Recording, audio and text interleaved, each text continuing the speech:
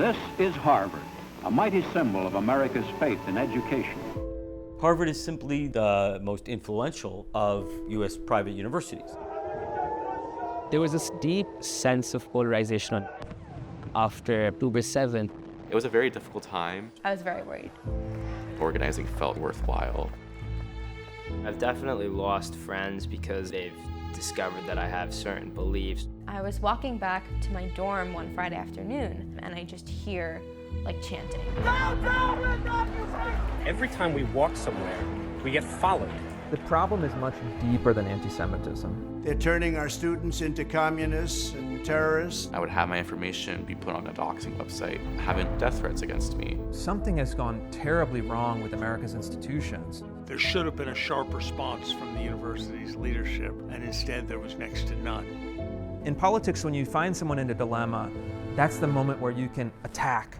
The Trump administration is taking aim at Harvard University. When they come for one of us, they're coming for every single one of us. The Trump administration announcing a freeze of more than $2 billion in promised U.S. government funding. That money just stopped.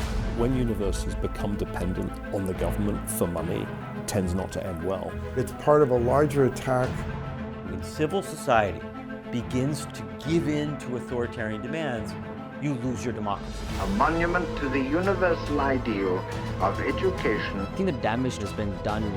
This was a political assault. They're ready, and they're going to go big.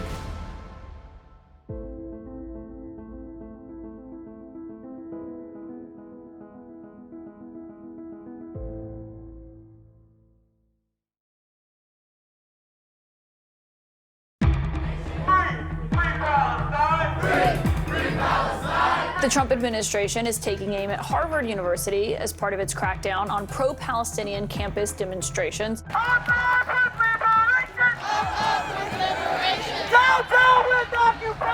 They're turning our students into communists and terrorists. They're the elitist of the elite. They're the wokest of the woke.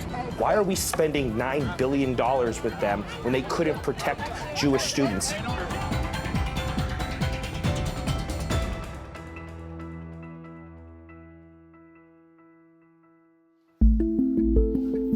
Amelia Heller is a rising junior at Harvard from Sandy Springs, Georgia.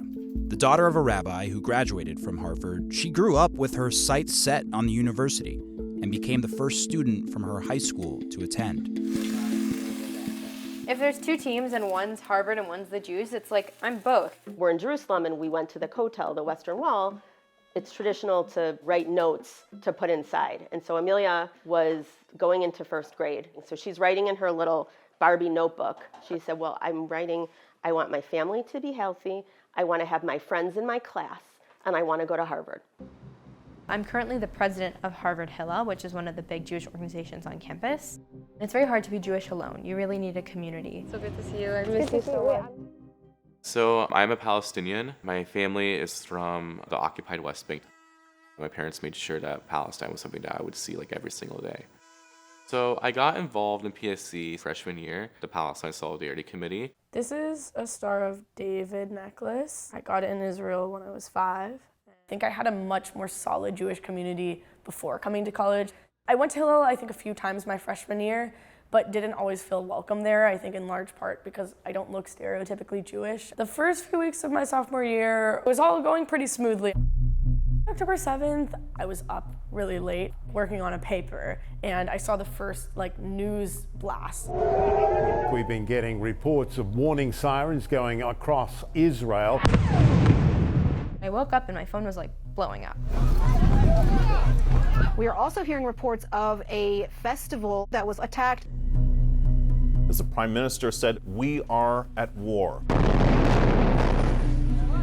I was very worried. So the week after October 7th, I walked into Harvard Hillel seeking Jewish community. I was also really interested in some sort of joint vigil between Hillel and our Palestine Solidarity Committee and was immediately shot down.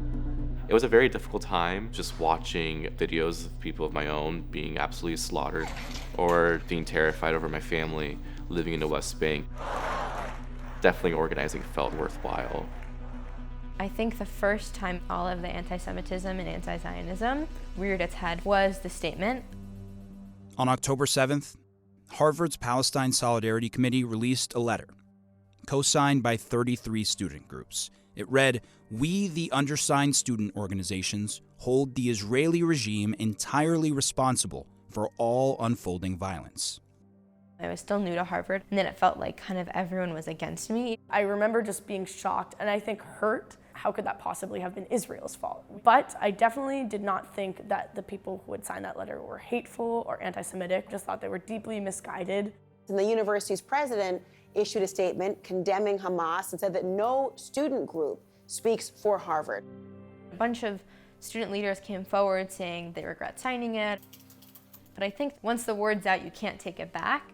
The statement quickly gained national attention. And Bill Ackman is saying, look, we ain't going to hire you. I'd say to all the donors, close your checkbooks. And then donors teamed up and sent this truck to campus. I remember some very close friends being labeled Harvard's leading anti-Semites. And I think in that moment, I knew something was deeply wrong. I would have my information be put on a doxing website, having death threats against me.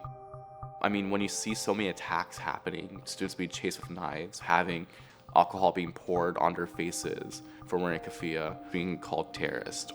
2 reports from Harvard found that nearly half of Muslim students who responded felt physically unsafe on campus during the 2023 school year. Jewish students reported similar fears.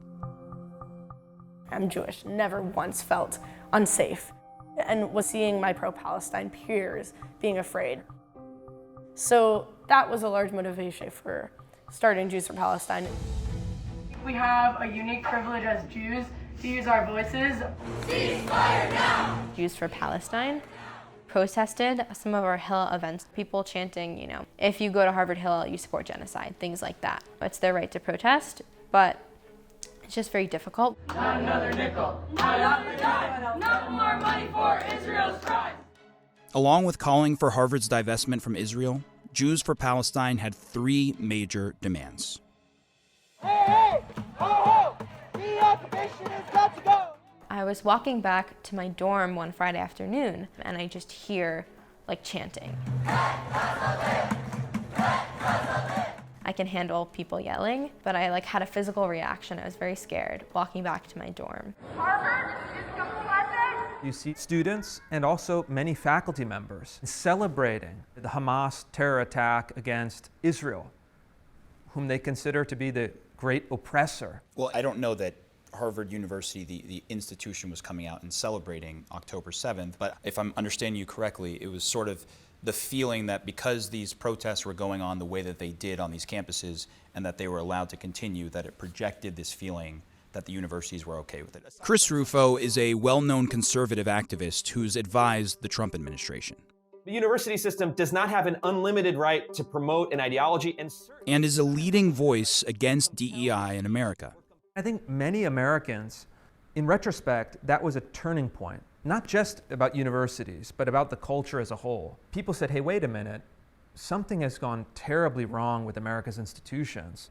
If you look at the statements from President Claudine Gay in the wake of October 7th, they were equivocal. On October 12th, Claudine Gay released a video response after 2 separate written statements were met with criticism. Our university rejects terrorism. That includes the barbaric atrocities perpetrated by Hamas. Our university rejects hate. But Gay's statement wasn't enough for the university's critics. In politics, when you find someone in a dilemma, that's the moment where you can attack. Happening today, House lawmakers will begin a hearing on combating anti-Semitism on college campuses. This was a political assault. The problem is, at the time, university presidents didn't realize it. Does calling for the genocide of Jews violate Harvard's rules of bullying and harassment? Yes or no? Anti-Semitic rhetoric, when it crosses into conduct, again, it depends on the context. It does not depend on the context. The answer is yes, and this is why you should resign. They couldn't react even in a kind of minimally human way. Claudine Gay is, quote, sorry if she offended anyone. I don't consider that an apology. And then came the reports of plagiarism. And so when that drip, drip, drip, drip of all the papers and all the citations and all the stealing, I knew it was only a matter of time before we could just push, push, push, and then she would be gone. Under intense pressure, including a campaign led by Rufo, Claudine Gay resigned in January and was replaced by Alan Garber. It was a sad episode for President Gay, who's been a committed scholar all her life.